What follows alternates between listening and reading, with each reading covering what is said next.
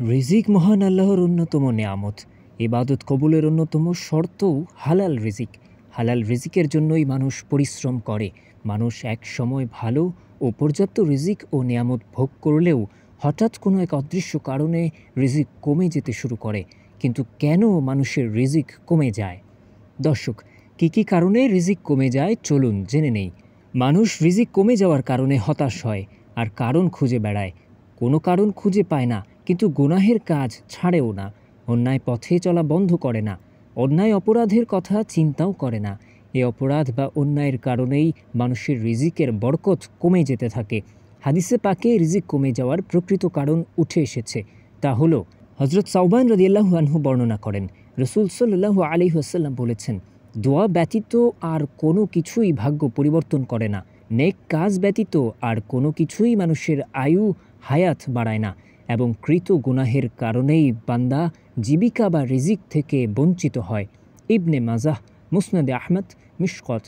এ হাদিস থেকে বোঝা যায়, মানুষ যখন গুনাহ করতে থাকে তখনই রিজিক তথা জীবিকা থেকে বঞ্চিত হয়।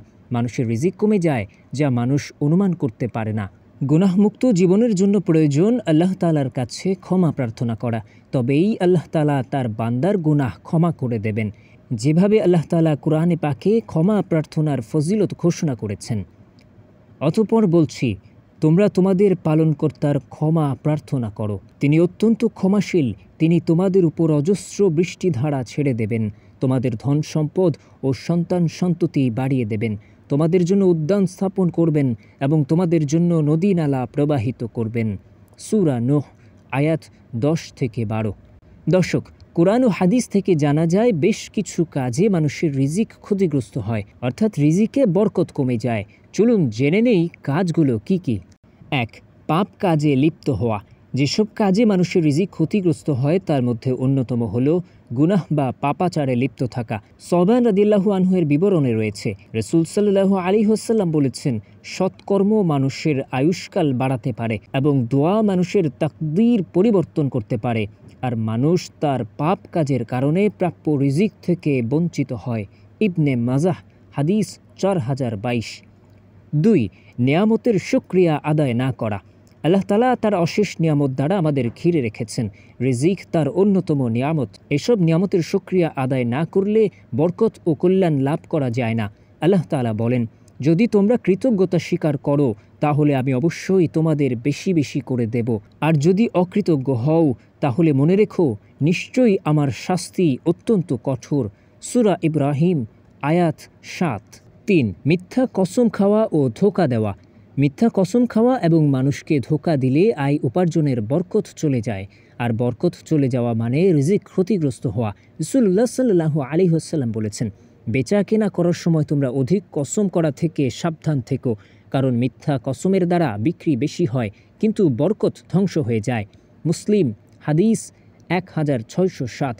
রাসূলুল্লাহ সাল্লাল্লাহু আলাইহি ওয়াসাল্লাম আরও বলেছেন, ক্রেতা ও বিক্রেতা যতক্ষণ পর্যন্ত বিচ্ছিন্ন না হয় ততক্ষণ পর্যন্ত ক্রয় বিক্রয় সম্পন্ন করা কিংবা বাতিল করার সুযোগ রয়েছে। যদি তারা সত্য বলে এবং পণ্যের প্রকৃত অবস্থা ব্যক্ত করে তাহলে তাদের ক্রয় বিক্রয়ে বরকত হবে, আর যদি মিথ্যা বলে এবং পণ্যের দোষ গোপন করে তাহলে তাদের ক্রয় বিক্রয়ের বরকত ধ্বংস হয়ে যাবে। বুখারী, হাদিস 2079। 4. সুদের কারবার করা। সুদের মাধ্যমে ব্যবসা বৃদ্ধি হয়। আপাতদৃষ্টে এমনটা মনে হলেও সুদের কারবারের দ্বারা ব্যবসার বরকত নষ্ট হয়ে যায়। আল্লাহ তাআলা পবিত্র কোরআনে স্পষ্ট ভাষায় বলেছেন, আল্লাহ সুদকে ধ্বংস করে দেন এবং সদাকাকে বর্ধিত করে দেন। সূরা বাকারা, আয়াত 276। 5. যাকাত না দেয়া। যাকাত ইসলামের অন্যতম স্তম্ভ ও মৌলিক বিধান। যাকাতের বিধান প্রণয়ন করে ধনী ও দরিদ্রের মধ্যে ভারসাম্য ঠিক করে রেখেছে ইসলাম। সঠিকভাবে যাকাতের বিধান আদায় না করলে রিজিকের বরকত উঠিয়ে নেওয়া হয় এবং তাতে রিজিক ক্ষতিগ্রস্ত হয়। রাসূলুল্লাহ সাল্লাল্লাহু আলাইহি ওয়াসাল্লাম বলেছেন, যখন কোনো জাতি যাকাত আদায় করা বন্ধ করে দেয় আসমান থেকে তখন বৃষ্টি বর্ষণ বন্ধ করে দেয়া হয়। পৃথিবীর বুকে যদি কোনো চতুষ্পদ জন্তু না থাকতো তাহলে আর কখনো বৃষ্টি হতো না। ইবনে মাজাহ, হাদিস 4019। 6. প্রতারণা ও ধোঁকা। মানুষের সঙ্গে প্রতারণা করলে এবং তাদের ধোঁকা দিলে সম্পদের বরকত চলে যায়। রাসূল সাল্লাল্লাহু আলাইহি ওয়াসাল্লাম বলেন, ক্রেতা বিক্রেতা যতক্ষণ পরস্পর বিচ্ছিন্ন না হয় ততক্ষণ তাদের এখতিয়ার থাকবে ক্রয় বিক্রয় সম্পন্ন কিংবা বাতিলের। যদি তারা সত্য বলে এবং পণ্যের অবস্থা ব্যক্ত করে তাহলে তাদের ক্রয় বিক্রয়ে বরকত হবে, আর যদি মিথ্যা বলে এবং পণ্যের দোষ গোপন করে তাহলে তাদের ক্রয় বিক্রয়ের বরকত মুছে ফেলা হয়। সহিহ বুখারী হাদিস 2079। পণ্যের দোষ ত্রুটি গোপন করে তা বিক্রি করা ক্রেতাকে ধোঁকা দেওয়ার শামিল, যার কারণে সম্পদের বরকত চলে যায়। 7. কৃপণতা ও ব্যয়কুণ্ঠতা। কৃপণতা মানুষকে পাপাচারে লিপ্ত করে, যা ইহকালীন ও পরকালীন জীবনে ক্ষতিগ্রস্ত হওয়ার কারণ।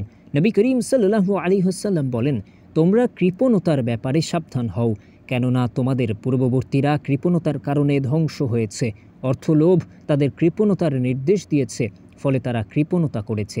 তাদের আত্মীয়তা ছিন্ন করার নির্দেশ দিয়েছে, তখন তারা তাই করেছে, এবং তাদের পাপাচারে প্ররোচিত করেছে, তখন তারা তাতে লিপ্ত হয়েছে।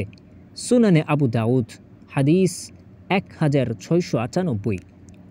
8. পর্যাপ্ত রিজিক ও তাকদীরে সন্তুষ্ট না থাকা। আল্লাহ সুবহানাহু ওয়া তাআলা বান্দাদের জন্য রিজিক বণ্টন করে থাকেন। মানুষ আল্লাহ তাআলার প্রদত্ত রিজিকের উপর সন্তুষ্ট থাকলে তার জীবিকায় বরকত লাভ হয়। পক্ষান্তরে এই রিজিকের উপর সন্তুষ্ট না থাকলে জীবিকার বরকত চলে যায়। রাসূল সাল্লাল্লাহু আলাইহি ওয়াসাল্লাম বলেন, আল্লাহ বান্দাকে প্রদত্ত জিনিসের মাধ্যমে পরীক্ষা করে থাকেন। আল্লাহ তার জন্য যা নির্ধারণ করেছেন তাতে যদি সে সন্তুষ্ট থাকে তাহলে আল্লাহ তাতে বরকত দান করেন আর তাকে বৃদ্ধি করে দেন, আর যদি সন্তুষ্ট না থাকে তাহলে তাতে বরকত দেন না। সুনানে আহমদ। 9. অপচয় ও অপব্যয়। বাজে কাজে বা অপ্রয়োজনে খরচ অপব্যয়, এটা মানুষের নিন্দনীয় স্বভাব, যার কারণে তার মধ্যে চর্যবৃত্তি, অন্যের সম্পদ আত্মসাৎ, উচ্চ গ্রহণ ইত্যাদি দুশ্চরিত্রের প্রভাব বিস্তার করে। এজন্য ইসলাম এগুলো নিষিদ্ধ করেছে। এই প্রসঙ্গে আল্লাহ সুবহানাহু ওয়া তাআলা বলেন, তোমরা খাও ও পান করো, কিন্তু অপচয় করো না, নিশ্চয়ই আল্লাহ অপচয়কারীদের ভালোবাসেন না। সূরা আরাফ আয়াত 31। 10. অন্যায় পথে সম্পদ উপার্জন করা। হারাম উপায়ে সম্পদ অর্জন করলে তার বরকত দূরীভূত হয়ে যায়। রাসূলুল্লাহ সাল্লাল্লাহু আলাইহি ওয়াসাল্লাম বলেন, যে ব্যক্তি সঙ্গত পন্থায় সম্পদ অর্জন করে তাকে বরকত দান করা হয়, আর যে ব্যক্তি অসঙ্গত পন্থায় সম্পদ অর্জন করে সে এমন ব্যক্তির মতো যে আহার করে কিন্তু তৃপ্ত হয় না। সহিহ মুসলিম হাদিস 1052। জীবিকায় বরকত লাভ এবং তা অব্যাহত থাকার জন্য উপরোক্ত কাজগুলো পরিহার করা উচিত।